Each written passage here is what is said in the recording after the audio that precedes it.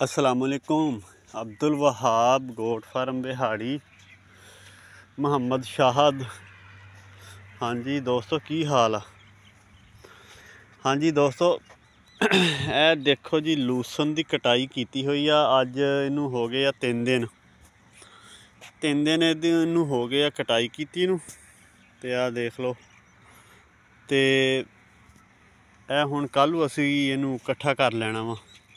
इकट्ठा करके ते ਇਹਦੀ कतराई करांगे टोका मशीन ते इनू कुतरांगे। कुतर के ते फिर उस तो बाद छोटे बच्चे जड़े आ 2-3 महीनों के जोड़े बच्चे आ ना 2-3 महीनों के उन्होंने शुरू कर देना वा। क्योंकि हुण तक उन्होंने चल रही सी पहले गवारे की कट चल रही सी, उस तो बाद फिर मूंगी की ते हुण माशाअल्लाह लूसन जड़ा ना आ तैयार हो गया वा।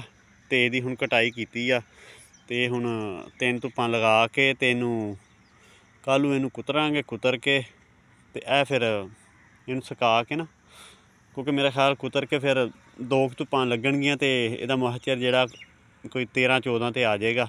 ते उस तो बाद फिर पाना शुरू कर देंगे।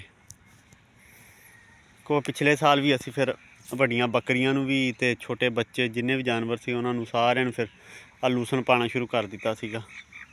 माशाअल्लाह इहदी कटाई की हुई आ ए वाला। बाकी कुछ लूसन साइड ते हैगा वा, वो हजे उसकी पहली कटाई हजे करनी है कोई 3-4 दिन ठहर के।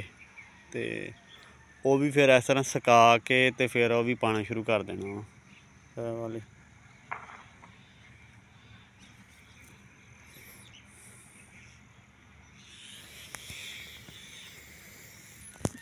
ए देखो उपरों तकरीबन सुक चुकिया वा।